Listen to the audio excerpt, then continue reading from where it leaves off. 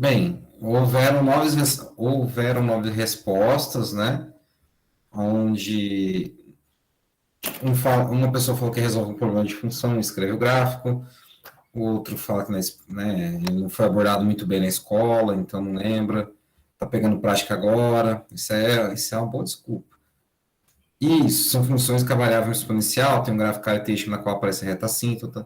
O cara já viu o cálculo, né? A função exponencial é em formato de curva, pode ser crescente e decrescente, isso é muito bom.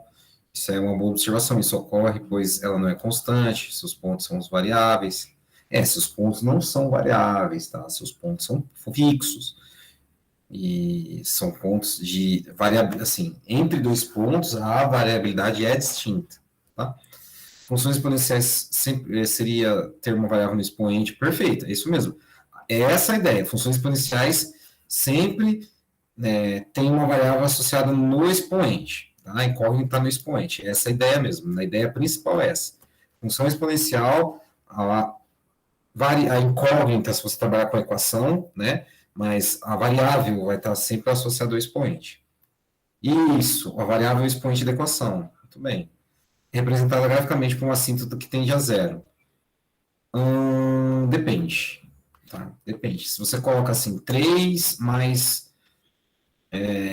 2 elevado a x, né? Ela não vai para zero. Né? Ela tende para o infinito. Mas, por exemplo, se for 2 elevado a menos x mais 3, ela tende para 3. Então, a assíntota dela depende muito, tá? Depende muito do que você está analisando. Mas tá legal, tá legal.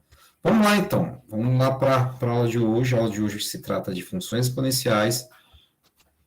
E funções exponenciais têm aplicação. Tem a aplicação matemática na série que eu já falei um pouquinho, eu acho. Não sei se eu falo depois. Mas tem uma aplicação muito bacana, que é os juros compostos, né? Os compostos são a aplicação mais importante. Assim, a mais importante para a graduação. Para a pós-graduação tem uma coisa muito importante na economia que vocês deveriam estudar no ensino superior, mas tem muitos cursos que não abordam, tá? Nós deveríamos ver eu devo resolver esse problema com vocês ainda hoje, né? O lucro. Vocês fizeram isso aqui? Depois eu faço com vocês. Vamos lá, funções exponenciais, tá? De fato, eu vou fechar a minha tela, vou fechar minha tela aqui, minha câmera, para ficar mais veloz, tá? Função exponencial é aquela que algumas pessoas escreveram lá no feedback, que estão de forma coerente, onde, né, a incógnita, se você trabalha com uma equação ou a variável, ela está associada ao expoente. Então, você tem lá o número a elevado a x. Tá? Aqui está a variável, ó.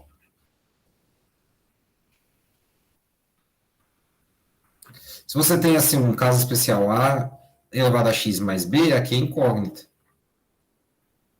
Sendo A e B números, tá? A e B números. Então, aqui eu tenho uma função, tá? Então, nesse caso aqui, se eu te der uma tabelinha, por exemplo, eu tenho uma função f de x igual a 2 elevado a x. Função bem trivial. Você tem uma tabelinha. Uma coisa, o a sempre tem que ser maior do que zero, tá bom? Por convenção. Tem como demonstrar isso? Tem. Não quero demonstrar, não. Por convenção. Então, vamos colocar valores aqui, vai lá. Menos 2, menos 1, 0, 1, 2. Beleza? Substituindo na E, fica 2 elevado a menos 2. Aqui fica 2 elevado a menos 1. 2 elevado a 0. 2 elevado a 1. 2 elevado ao quadrado. Então, antes de descobrir os valores da função, vamos entender o seguinte. Né? Se o x for menor que 0, nós temos então a elevado a menos x. Vamos supor que x é um número, né? Antes de tudo.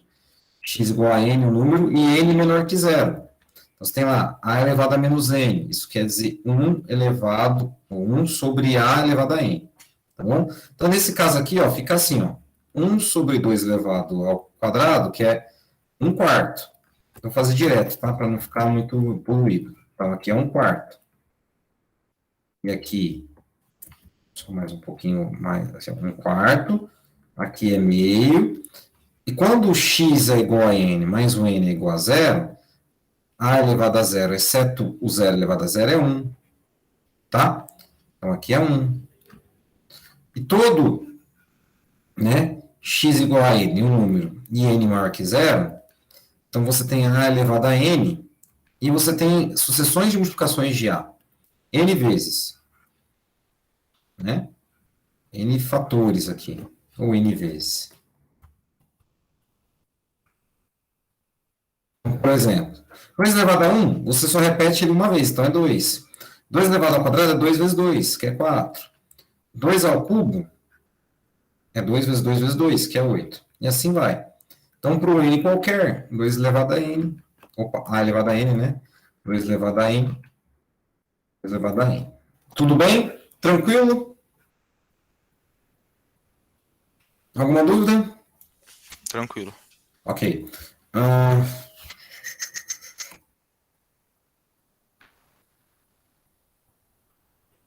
Caso x, né, seja um número racional, isto é, x, né, posso escrever da forma p sobre q, você tem uma função f de x igual a elevado a x, tá? Aonde f de x é a elevado a p sobre q, tá bom? Sendo a elevado a p sobre q, nós temos que, né, nós podemos, não temos, nós podemos escrever ele de outra forma. O a dentro de uma raiz, aonde o q é meu índice e o p, né, é o expoente associado ao a. Tudo bem?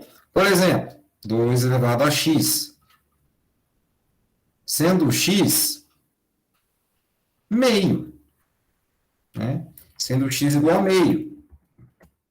Sendo o x igual a meio. Você vai ter assim, ó, 2 elevado a meio. O 2 aqui faz o papel do Q de queijo. O 1 faz o papel do P de pato. Então fica assim, ó. Raiz, tem um 2 aqui, tem um 1 aqui, tem um 2, né? Aqui dentro no número. Ou seja, nada mais, nada menos, que quando você tem um 2 aqui, você não precisa indicar o 2. E nem o 1, porque 2 elevado a 1 é 2. Raiz de 2. Tá? Raiz quadrada de 2. Tudo bem? Tranquilo? Certo. Beleza, então. Só lembrando das aulas de expoentes, de potências, vamos lembrar das propriedades. Ó. Pode ser que eu estou escrevendo de forma contrária, mas é para induzir isso mesmo. Quando você tem x mais y aqui, você pode escrever a base no x e a base no y, a mesma base. Tá? Nós aprendemos de assim. Ó. Hoje nós estamos vendo de assim. Tá? Estamos vendo a volta. Você tem assim, ó, x menos y, né, cuja base é a, você pode escrever ax sobre ay. Tá? Propriedade da multiplicação é a soma, né, dos expoentes, propriedade da divisão é a soma dos expoentes. 3. Você tem assim, ó, a de x, y. Tá? Ou, né, vamos fazer de trás para frente. A elevado a x vezes y é a de x, tudo isso elevado a y. E 4, né, você tem assim, ó, a elevado a x, b elevado a x, posso deixar o x lá fora. Ok? Beleza, são as propriedades. Então, tá. Vamos para a aplicação em matemática financeira, porque essa parte mais algébrica aqui, ela é bem tranquila, tá? Ela é bem tranquila. Tá, vamos desenhar o gráfico para vocês entenderem uma coisa. Só um pouquinho. Eu já falei isso já na aula de exponencial, mas é bom, né, falar isso aqui também. Se você tem f de x igual a 2 elevado a x, f de 0 é 2 elevado a 0, que é 1. Beleza? Então, olha só. 1, 2, 3 e assim vai.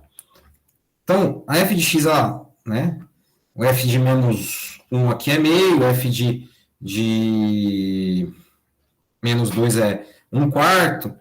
Então, ela, assintoticamente, à esquerda, ela, né? Quando tende para menos infinito, o valor é zero e ela vai crescendo, tá? Então, quando é 1 aqui, ó, o valor é 2. Quando é 2, vou colocar 4 aqui. Não vai ficar muito proporcional, não. Pera aí. Vai ficar bem desproporcional. Só um pouquinho. Assim. Então, aqui, quando é 1,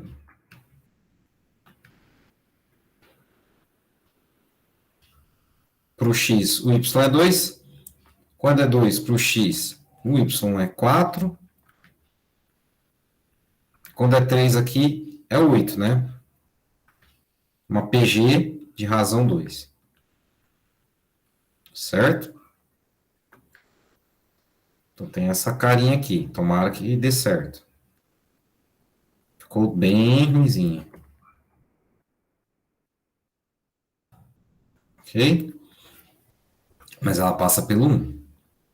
Agora, quando você tem uma G de x, 3 elevado a x, quando, por exemplo, aqui, é menos 1, quando é menos 1 aqui, esse valor aqui para o f de x é meio. Agora, quando é para g de x, é 1/3, que é menor que meio. 1/3 está mais ou menos aqui. Então, essa função aqui, né, essa função, conforme você vai, né, passando aqui, né, desenhando aqui, a parte negativa do domínio, ela é sempre menor conforme você vai crescendo o valor do x. Entretanto, né, conforme você vai indo para a direita, né, a função aqui, conforme o x vai crescendo, tá? À direita, a função ela vai estar muito mais próxima do y. Por quê? Porque, olha só, a g de 0 também é 1. Só que a g de 1 é 3.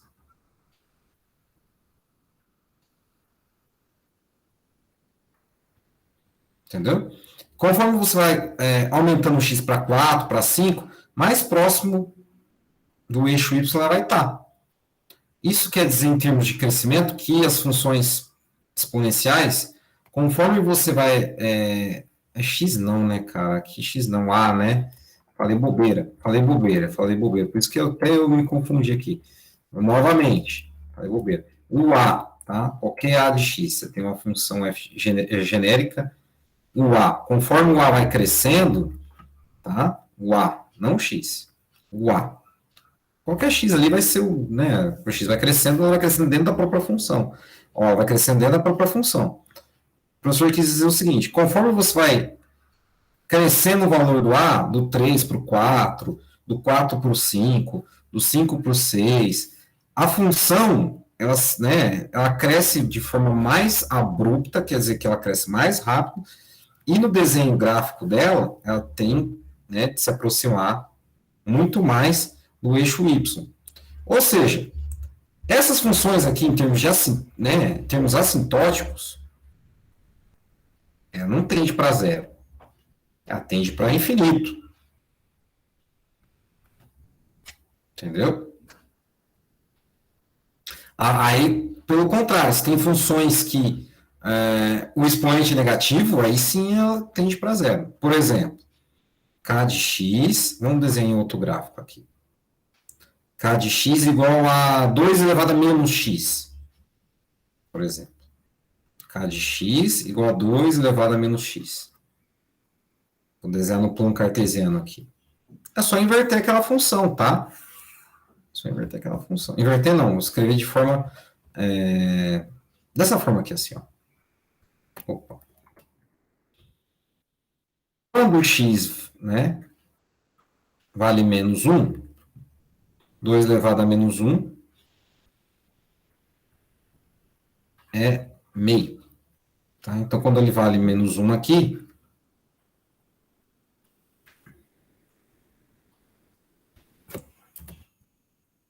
muito, é meio.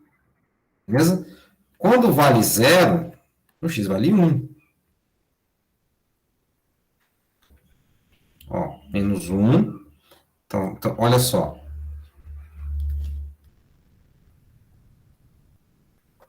Quando vale 1... Oh, desculpa, o professor falou bobeira. O que o professor fez de errado aqui? Alguém sabe o que o professor fez de errado aqui? Quando vale menos 1 aqui, é menos menos 1. Então não é meio. Quanto é? 2. Entenderam onde o professor errou? Sim. O professor errou aqui, é 2. Ó. Aí quando vale 0, vale 1. E vai, né, decaindo. Ó. Agora sim faz sentido. Qual o número que ele vai tender conforme cresce o x? Qual o número que ele nunca vai tocar? No 0. No 0. Aqui, pessoal, quem não sabe o que é assíntota? Assíntota, 3 ou 4 pessoas colocaram no feedback essa palavra aqui chamada assíntota. Assíntota é o seguinte: tá vendo essa reta aqui do eixo x? É uma reta que indica né, um valor, né, em que o gráfico ele nunca vai alcançar. Você vai para o infinito, você vai sempre aproximar dessa reta x. Opa! Sempre vai se aproximar dessa reta x, mas nunca vai tocar. Então, quando você vai para o infinito aqui, a função está indo para que valor? 0. Nós vamos ver isso na próxima sessão, onde nós vamos aprender limites. E aqui é limites no infinito. Por enquanto, eu quero que vocês entendam a forma gráfica da função. Então, aqui, ó, quando aqui é 0, aqui vale 1. Quando aqui é 1, né, k de 1 é 2. Aqui sim, ó, 2 elevado a menos 1, que é meio. Agora sim. Agora o professor está fazendo certo. Quando é 2, é 1 quarto. Quando é 3, 1 oitavo. E assim por diante. Tá? Conforme você vai aumentando o valor do x, ele vai diminuindo o valor da imagem. Tá? Quando o pessoal falou de assíntota aqui, já me ajudou a compreender o conteúdo da próxima sessão. Então, por exemplo, vamos pegar uma função do tipo, rapidamente, vamos pegar uma função do tipo, só um pouquinho, uma r de x,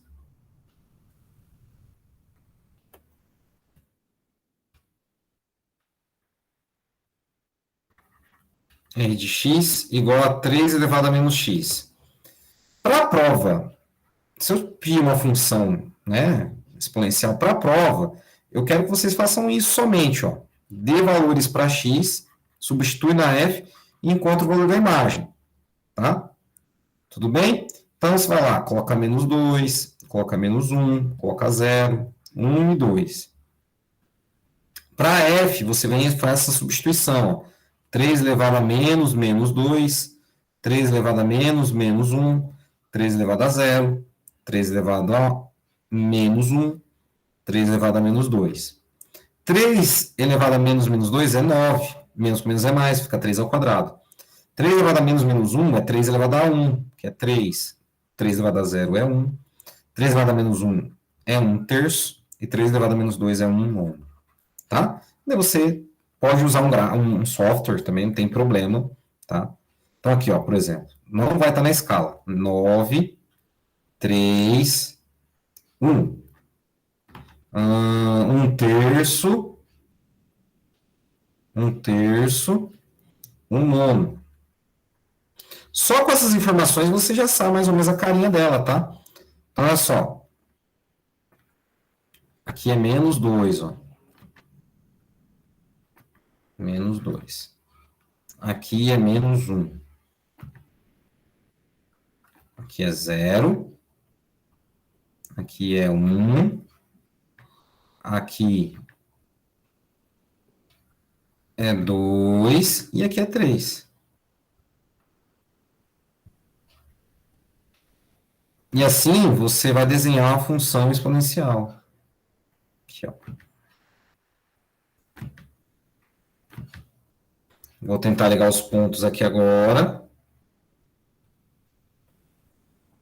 Não vai ficar tão bonitinho como se pensa. Tá vendo? É aqui 1/3, ó. Eu coloquei errado aqui. Aqui esse pontinho aqui tá errado. Eu cruzei errado. Confundi, ó. É aqui, ó. Aqui, ó. É aqui, ó. Desculpa, tá certo. Certo. Aqui é 1/9, né? Que eu não fiz esse. Eu confundi. Então, deixa eu apagar aqui, ó. Pronto. Quanto é 3 elevado a menos 3? Alguém sabe? 1 sobre quanto? 1 sobre quanto? 27. 27. Então, agora sim vai ficar um gráfico mais adequado. Então, olha aqui, ó.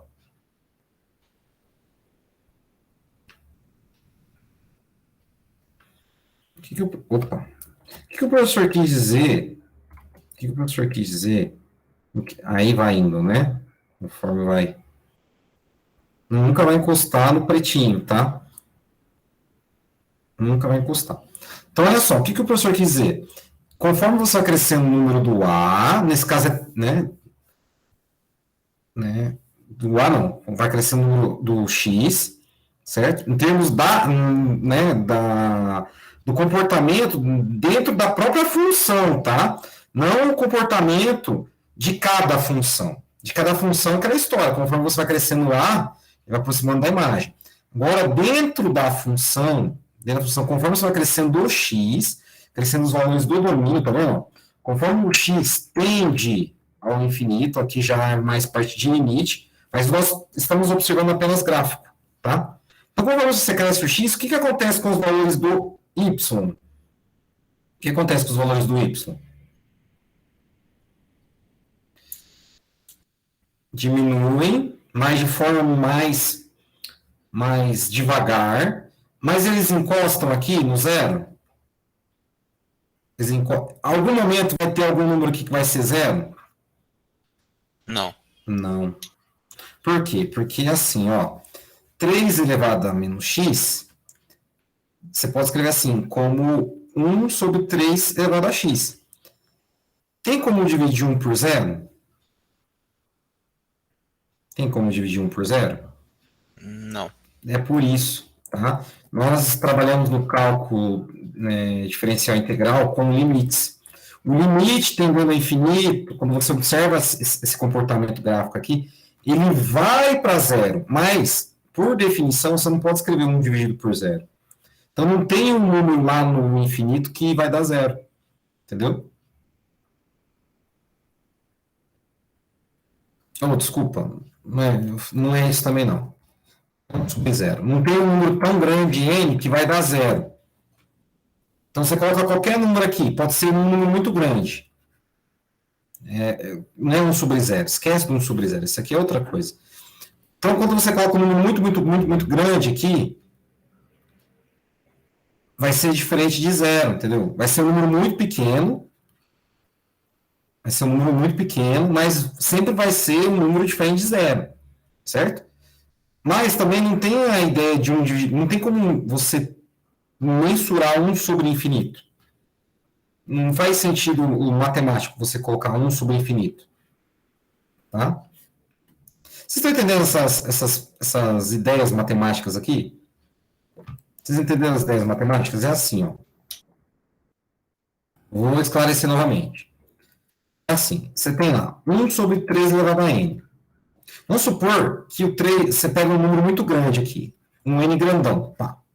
Isso é muito, muito, muito grande, sei lá, quintilhões, sextilhões, milhões de milhões, bilhões de bilhões, um número muito, muito, muito grande. Um número que você fala que é tão grande que você pode falar que é um número infinito, infinitesimal.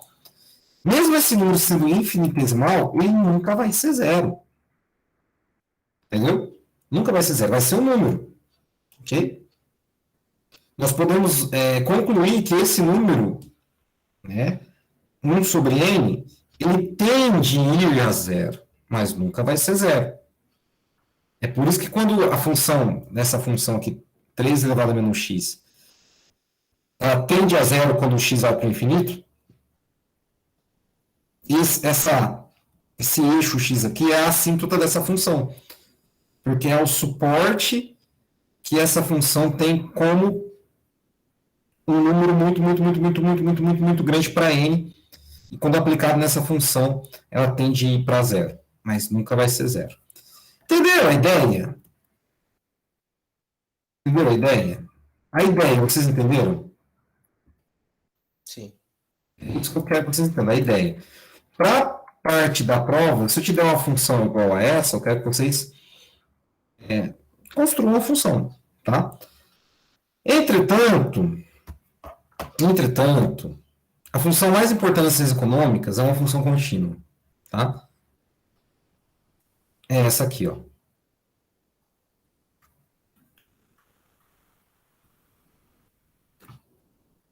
Número E.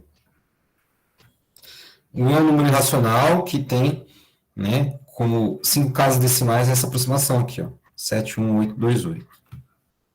Por quê? Em economia, toda modelagem contínua, se nós utilizarmos o número E, ela dá uma boa aproximação do que nós queremos modelar. Então, por exemplo, se nós utilizarmos a função f de x igual a e de x, assim, ó, f de x igual a e de x,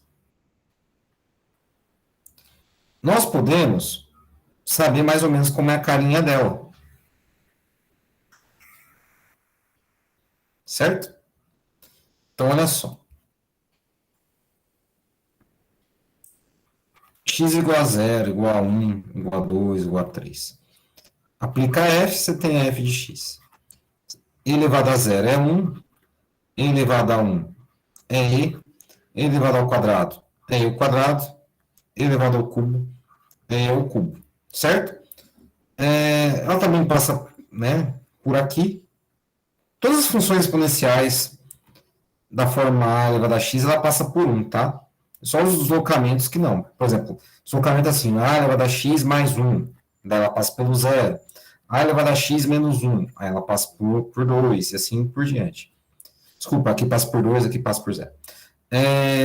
Nesse caso aqui, você começa aqui, né? Vamos pegar só o número positivo. 1, 2, 3. Ela cresce. Tá? Aqui vai ser e. Aqui vai ser e ao quadrado. E aqui vai ser e ao cubo. Você não precisa escrever assim, aqui 2,7. Aqui, ó. Você não precisa escrever assim, 2,71 vezes 2,71. Pode deixar indicado em forma de e. Você não precisa escrever 2,71 vezes 2,71 vezes 2,71. Deixa o e. Todo cálculo que você for fazer com e, deixa o e indicado. Por exemplo, e mais e, 2e. E ao quadrado mais e é igual a e mais 1. Tá? Facilita muito no cálculo. Então, por exemplo, aqui, ó. Você tem assim, ó. 2e de x mais e de x. Você não precisa escrever assim. Não precisa, tá? 2,271828x mais 271,828x. Não precisa. Pode deixar indicado, porque E é um número, é que nem π. Certo? Quando você calculava,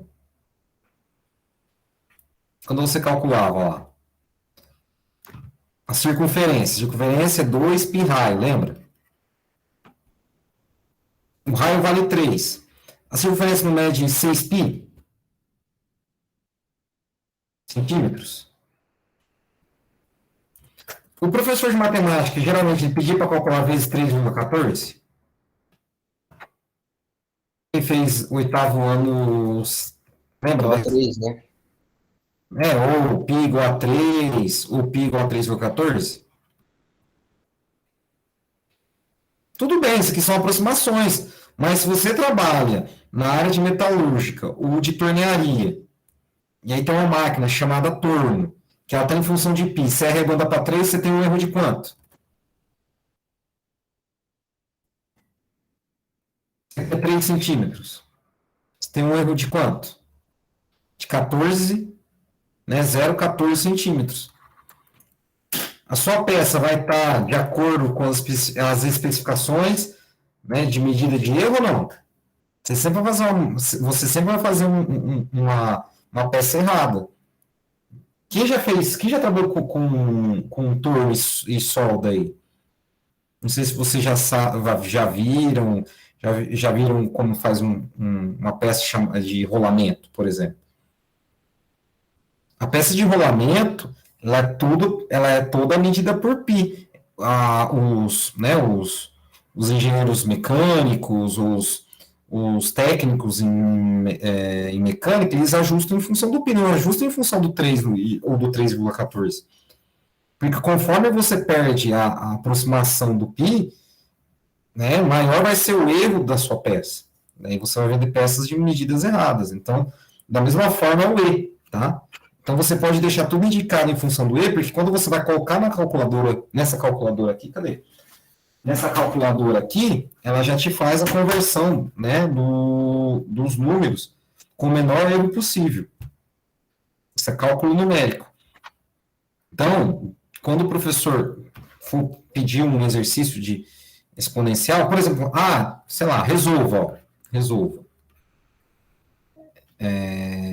Sei lá. Aí você tem uma equação assim, ó. 3e elevado a x menos 2e de x. As bases são iguais. 3 menos 2, e de x. Tá? E depois, lá para frente, vai ser muito mais útil deixar em função do e do que você transformar no número. Tanto para o cálculo diferencial, quanto para o cálculo integral. Tá? Então, você pode usar isso em forma computacional, né? Quando você for fazer o gráfico, ele sai bonitinho. E na forma do cálculo, você pode escrever tudo em função do e. Tá bom? Tranquilo? Alguma dúvida? Beleza. Entenderam por que deu um e de x, né? Porque é um e de x. As bases são iguais, ó. Vamos fazer o seguinte, só para resolver aqui de outra forma. Ó. As bases são iguais, os números aqui não são iguais, esses termos não são iguais, as expressões não são iguais, então deixa em evidência. Ó. Tá?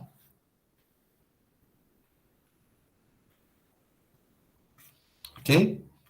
Essa é a resolução. Galera, vamos para a prática. Ó. Nós vimos uma aula em juros simples. Agora presta atenção aqui. Ó. Os juros que são aplicados dia a dia não são simples, são os compostos. Então vamos pensar no seguinte. Juros compostos. Isso, isso e isso.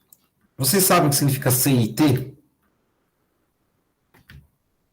O que significa C e T?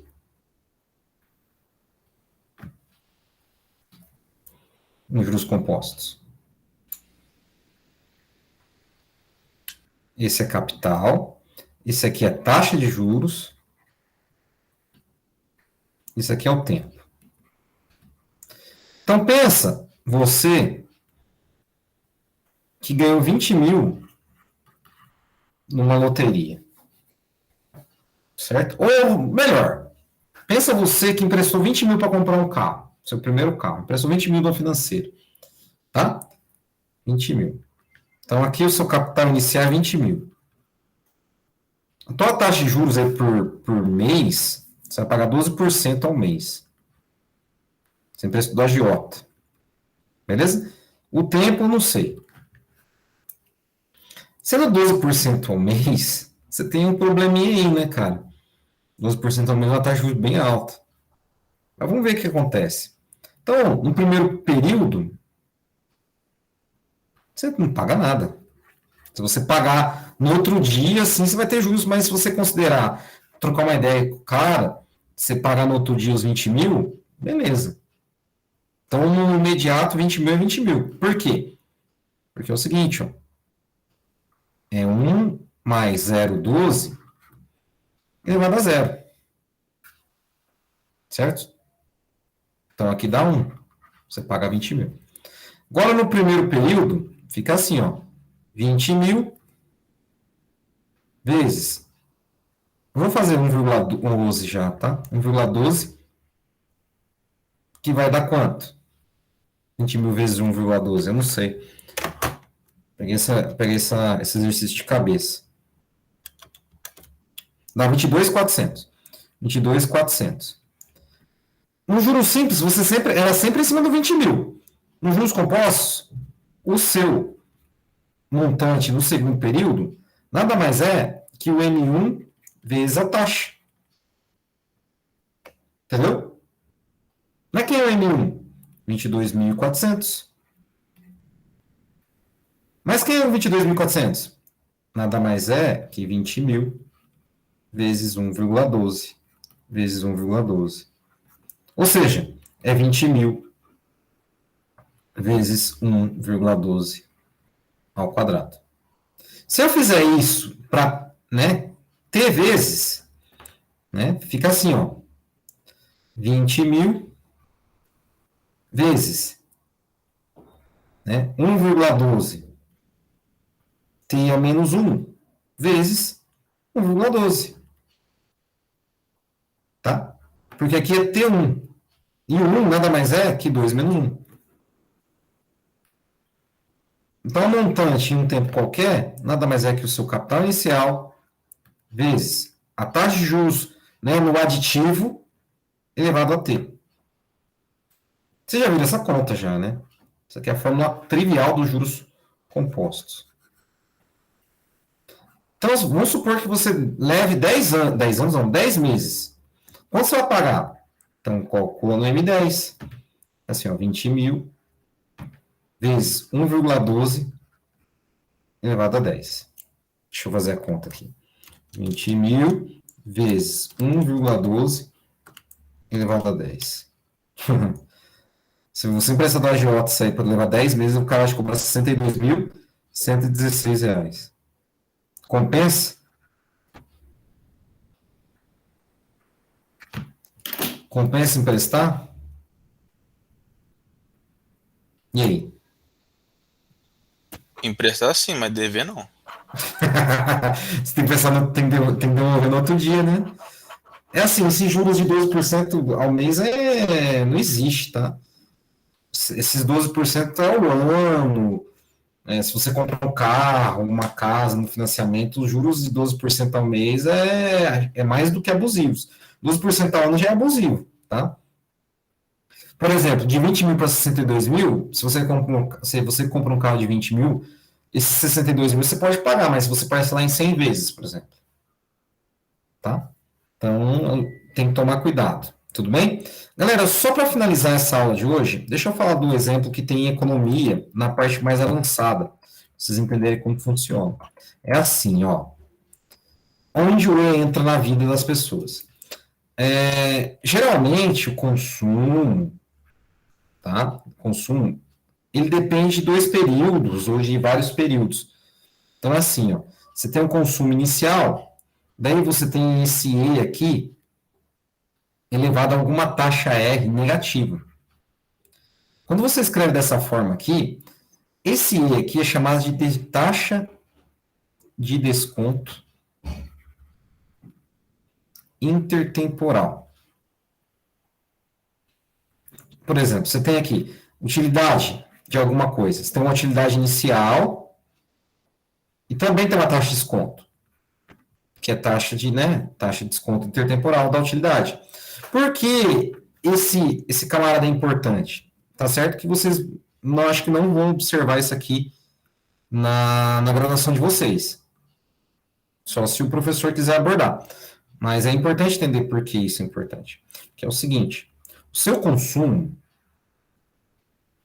sua utilidade, ela não é, esperadamente, ela não é constante no tempo.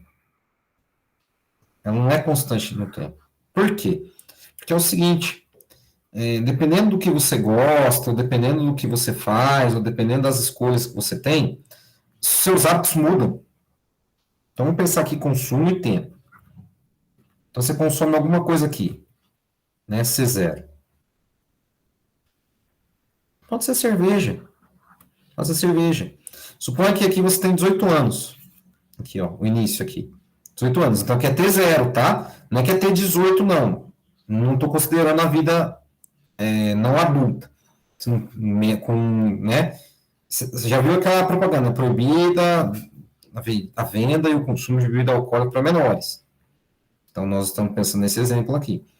Então, quando é zero, o seu consumo de cerveja, pode ser que você nunca consumiu cerveja, certo?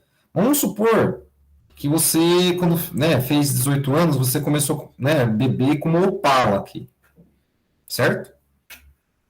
E aí, conforme vai passando o tempo, você vai vendo que você vai gostar de outras coisas. Vai gostar de esportes, ou vai vendo que sua saúde é mais importante, ou que, sei lá, você troca a cerveja por outra bebida, enfim.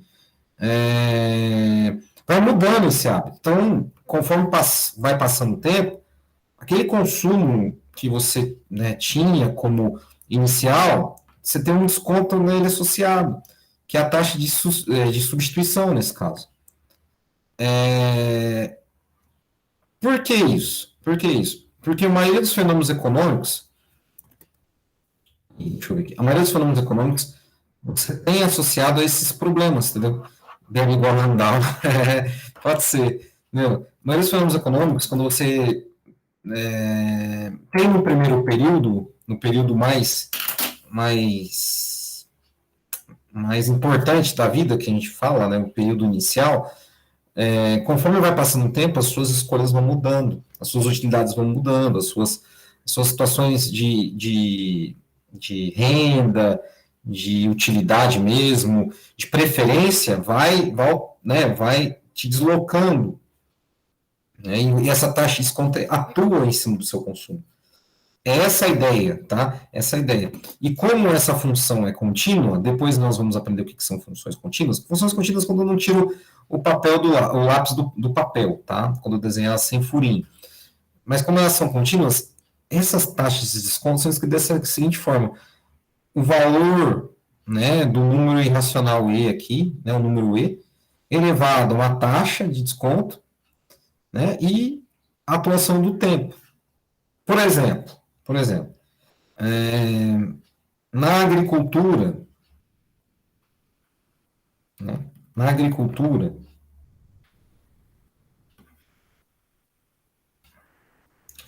agricultura existe uma taxa de desconto intertemporal, porque as tecnologias aplicadas à agricultura, elas, se não tiverem um conceito de substituição de capital, por exemplo, ou de trabalho físico, né, trabalho físico não, de trabalho mesmo, né, no capital é capital físico, o trabalho é trabalho. Se você não tem aumentos tecnológicos, né, se você não tem aumentos tecnológicos na agricultura, a produtividade da terra, né, ela cai. Isso influencia nisso, isso é influenciado nisso aqui, ó. Opa, não deu para arriscar. Isso é influenciado nesse número aqui, nesse fatorzinho aqui. Espera um pouquinho que meu quadro travou. Ele é influenciado no E elevado a, né, A vezes T.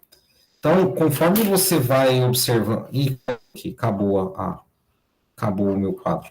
Mas só para finalizar, conforme você vai analisando a agricultura, ou né, a parte agrícola, existe uma taxa de desconto intertemporal associada aos fatores, né, próprios da agricultura, porque se você não aplica, né, se você não tem aumentos de produção, de produtividade, conforme aumentos de tecnologia, isso implica, isso implica que cada vez mais vai aumentando na produção, a produtividade não aumenta no mesmo passo, entendeu? Por vários fatores, por uso excessivo da terra, por falta de recursos naturais, por substituição de mão de obra, e às vezes as pessoas não têm crédito suficiente para comprar maquinário. Então, aquela taxa de desconto intertemporal é um resumo desses problemas que, por exemplo, a agricultura enfrenta. Vocês entenderam como é que a taxa de desconto intertemporal ela age na utilidade dos fatores agrícolas no setor? Entenderam mais ou menos a ideia? Sim. É legal, né? É bacana isso. Isso faz parte da minha tese. É isso aí, galera. Tá pago. João, cadê você? Terminal, eu vou colocar. Vamos lá, resolver o exercício?